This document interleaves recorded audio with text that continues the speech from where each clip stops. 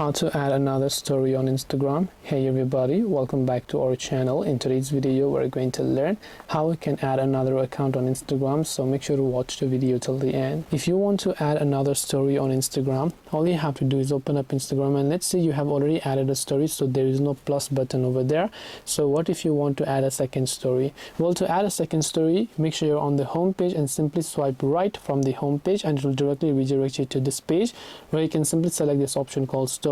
Now you can simply choose whatever you want it is that is to create, and once that, you can just share them directly to your story. So if you don't find the plus icon, simply swipe right and then you will be able to create another story. This way you will be able to add another story on Instagram. Hope this video was very helpful. If you have got any more questions, feel free to also leave them down in the comment section below. Thank you for watching till the very end of this tutorial, and see you soon in the next video.